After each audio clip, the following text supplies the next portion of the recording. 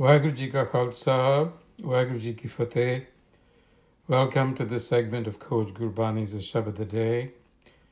The recitation is Maj Mahalla Panjama. Man tan Rata Ram Pyare, a-sabad-a-day apna ware. Aath pahar Govind gun gaiye, bisar na koi sasa jiyo.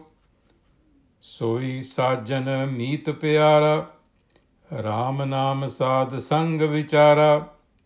साधु संगत रीजे सागर कटिए जम की fossa जियो. साधु संगत रीजे सागर कटिए जम की fossa जियो. चार पदार्थ हर की सेवा, पार जात जब अलख अभेवा. काम क्रोध किल बिख गुर काटे, पूरन होई आसा जियो. पूरन भाग भये जिस प्राणी, साध संग मिले सारंग पाणी. नानक नाम वसया जिस अंतर, परवान गिरस्ति उदासा जियो. Let's take the Shabad from the top, as we always do, with a free translation first. The first section, Mantan Rata Ram Pyare.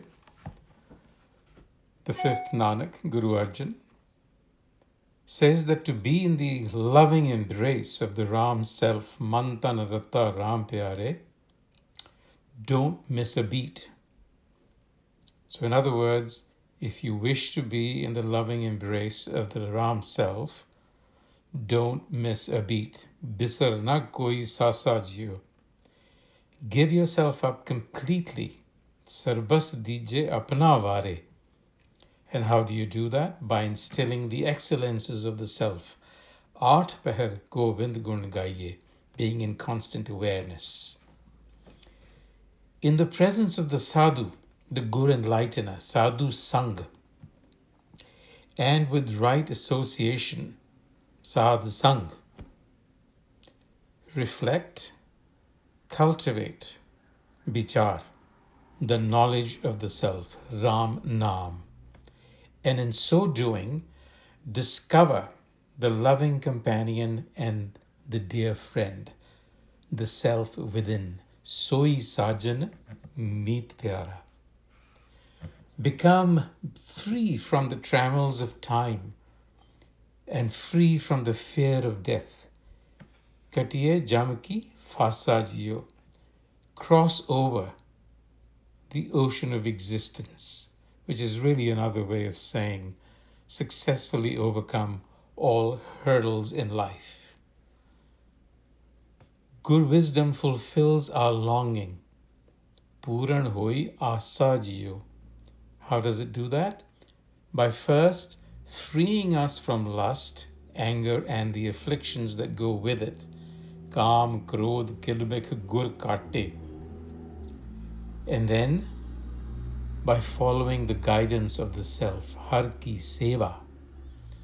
What happens then? We learn to tap into the unmanifest and unrealized potential. Parajat jab alak apeva. Parajat, of course, in Indian mythology, refers to the wish-fulfilling tree. The belief was that if you wished for anything under its shade, it would fulfill that wish. Here Gurbani is saying that wish-fulfilling tree is really insight into alak apeva, to that one that cannot be seen with the senses, the one whose signs the physical cannot see. So to achieve your goals, char padarth, again, within Indian traditions, char padarth, artha, kama, moksha, dharam, were considered to be the noble pursuits. Gurbani, of course, sees it a little differently, but in this passage, it's talking about achieving goals, char padarth. If you wish to achieve your goals, You have to learn to tap into that unrealized potential within you. That really is the Parjat, the wishing tree. So this is all about self-empowerment. It's not about going under a tree and begging for something. And then the passage concludes by saying that they who discover the many-colored self within through good wisdom, Sad Sangamile Sarangapani, Sarangapani is the rainbowed one, the many-colored, many-dimensional, many-faceted self. Those who have discovered this self through good wisdom have indeed fulfilled their lot in life. Puran bhag paye jis prani. That's another way of saying that they've really accomplished their goals. The concluding line says, Nanak, the one in whom self-knowledge is realized is accepted everywhere. In other words, the stamp of approval. So now we see that this is really talking about the self, which we have seen earlier has been referenced in Bani by many terms. The Har, the Prabh, Ram, Govind, Gopal. These are all attributes of the self. Prabh meaning wisdom, light, knowledge. Ram meaning the one that is permeating everything. Gopal, protector. So the self is being talked about here. And this self, what is it? It is really a remarkable power that is dormant in every individual. And so therefore, according to Gurbani, ultimate fulfillment in life, when the Guru says Puran hoi asa jiyo, that's the ultimate fulfillment in life. What is it? It is the realization of our goals, Char Padarth. That's what a successful life is all about. And how is that to be done? It consists in drawing out or tapping into the self, Har Ki Seva. So this is the unlimited potential within us that we need to tap. So this imagery of being in a lover's embrace, Mantan, Rata, Ram, Pyare, to affirm that our relationship with the self should be a union, a unitary experience. This is talking about psychic integration of our personality. And the key to accessing this power of the self is good wisdom. The central teaching of good wisdom is complete submission, surrender to hukam. Sarbas dije apna vare. Give yourself up. And of course, we know in Gurmat, the giving up is to hukam. And now we realize that the self is itself an expression of hukam operating within us. And so by understanding how hukam works around us, we gain insight into the workings of the self within us. And how do you do that? It comes about through constant awareness of the patterns of nature and how we relate to it. That will gradually bring similar understanding of the patterns within human nature and by extension into the self. You see, we develop or build control or power over the outside world by understanding how and why nature functions. And we also recognize the futility of resisting the force of nature, because ultimately nature will have its course and it's futile to actually resist it.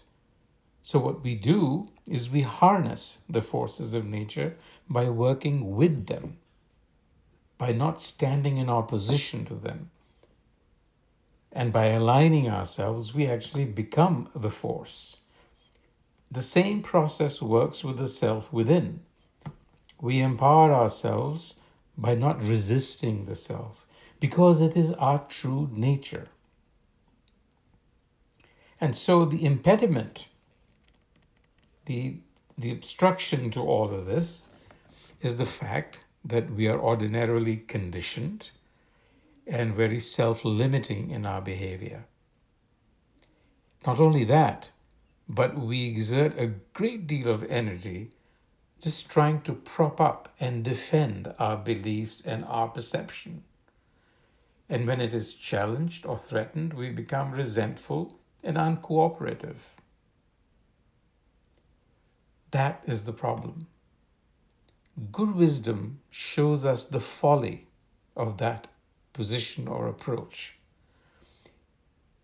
It teaches us to evolve in our nature, and instead of resisting, to actually accept and cooperate. Acceptance. That is why acceptance, santokh, is so important in Gurbani. Accepting. And you do that by being flexible, by being intuitive, by being fluid in the moment, from moment to moment. And we have seen in previous shabads that we have talked about not being judgmental, not carrying a fixed perception with you, but to become open, like and unbounded like the self is. And that's when you will discover that the self, the Ram, is a companion and a friend. This is that psychic integration that we are talking about. It'll give us the will, the power to overcome all hurdles to achieve our goals. But here's the exciting thing about uniting with the self. Before we achieve this unitary experience and work with the self, most likely our goals tend to be selfish. We can't think beyond the belly.